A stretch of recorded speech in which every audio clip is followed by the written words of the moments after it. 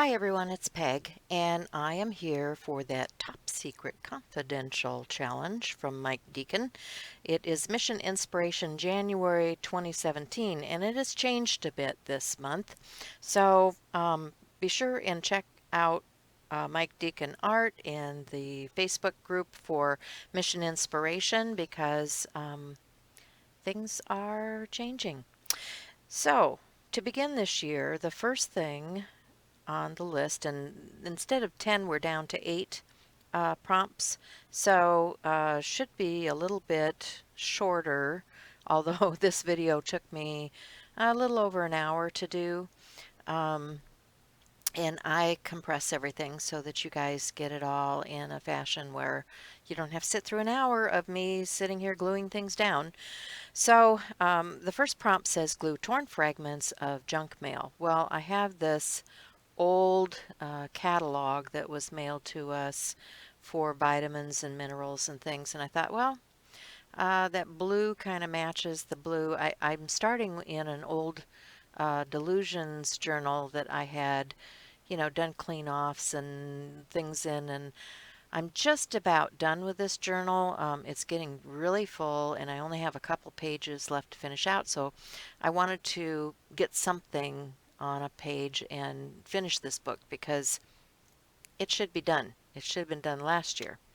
So I'm gluing down those fragments, and then the second step says add strips of ribbon or trim. Well, I have these things that look kind of like ribbon that are die cuts that are just laying around on my desk. You know how that is. You got stuff laying around on your desk and you want to use it up. And I thought, okay, I'm not going to go digging for ribbon when I got this stuff right here. I'm going to use this. It looks enough like ribbon. I'm happy with it. So then it says cover with gesso or paint. So that's number 3. And I'm thinking, okay, I should seal these things down. So I'm grabbing my deco page to just put a seal coat over what's there because I don't know what that stuff is. It could be something that's movable. It's paint and dye and I don't know what all, but I'm going to seal it before I add my top coat on top of there. So I go to my my, excuse me, Deco Art Media paints. I really love these. They are to me, they remind me of the golden fluid acrylics because they are very fluid paint and they work great as a glaze. It's, showing through the undercoat and, of course, the titanium white in any brand is going to be a little bit thicker, but I wanted to kind of black out or white out some of that area. And I'm using some quinacridone magenta and some green gold and some ochre and, just staying with my primary colors here because I've already got all that color on the bottom layer of this page. So I'm going to dry that and you can start to see the texture is building and I'm very happy with that. I'm using these scruffy brushes. This is kind of a tip from Seth Apter. He uses these real cheap brushes to just kind of put his layers down with. And I thought, well, yeah, dollar store. So I have a few of these laying around and I've been using them and I like it because, when you're just wanting to get a minimum amount of coat on the page, they work really well for that. So the next step says to add secret journaling, and I have some golden in a squirt bottle or, needlepoint bottle. It's a high flow white golden, and so I do a little scribbling on my page with that. I'm writing about health and wellness and, all of that kind of stuff because, yeah, I've got that stuff about vitamins in my background. Now, I know you can't read what I've written, but that's okay. And then I have these other things on my desk. I have this bingo card, and I'm thinking, yeah, bingo, bingo, healthy things.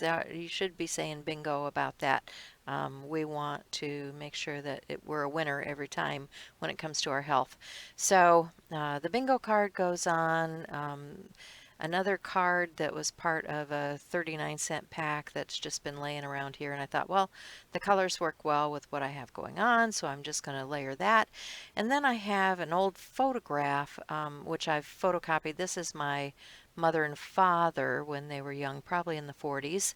And it looks like they were out camping and hiking, and they've got their shorts on anyway. So I'm going to glue them on the page because they exemplify what I'm talking about on this page. So that's my focal image, and that is number 5. And then number 6 says add drips or splatters. So I go back to that um, white high flow and a brush, and I'm just going to splatter that onto the background of my page. I'm using some red line tape to put those cardstock pieces down with because I don't want to spend a bunch of time waiting for matte medium to dry. I could spend my life waiting for matte medium to dry, and this red line tape is really sticky and it holds things down well. So, I've used it forever in scrapbooking and things, so I'm saying I'm going to put that down. If I need to, I can put a top coat of matte medium or some other type of adhesive down and be happy with that. So I've done my splatters, and the next thing, number 7, says make marks with paint or ink. So I've still got my ink pads out here, and I've got an old medicine bottle and a few other things, and so I'm just using the circular shape with my ink pad to add some texture. And then I've got, of course, some bubble wrap and some stamps and, just getting that texture on there. Um, so that's making marks, and then it says add a frame or border. Well, I looked and I had a small frame. It was too small for the photograph that I had. Oh, what did I miss? Oh, yeah. Marks with paint. Well, I decided I needed to get my Posca pen out and write healthy on there. And then, of course, I get out my label maker and I make a few labels that have to do with health and fitness and that sort of thing too, to go on the background to tie things together. And I'm going to just colorize those using my archival ink and sponge applicator and yeah, the primary colors, yellow, red, blue. Nothing wrong with that. Okay, so moving on from there, it says add a frame or border. Well, I looked at a couple of things. Like I said, the frame that I looked at was way too small, and I didn't really want to die cut something. I could have, but I thought I'd invested enough time in this particular piece in my journal because it's not, it's not a work of art, it's a journal page. So I thought, well, okay, I'm just going to go see what I can find. And I go over by my cutter, and lo and behold, there is a jelly print, and it's got blue on it. And I'm thinking, I bet that would work. There I go with that's the texturizing with the stamps. I keep a box of small stamps on my desk. These happen to be some Andy Skinner ones, and they're in that box of things that I use all the time because it's just kind of a texture type of stamp. And so if you're doing this type of thing, I suggest that you do that. Just keep a few things around on your desk so that you don't have to go hunting them up all the time. Okay, so there's that piece of jelly print, and I can't even tell you what I've got on it. It's just a painted piece of paper that I printed, and it's got the blue, and so I'm going to come back with my Yoo-Hoo glue stick, and I'm going to glue that down on the side of my page to anchor it.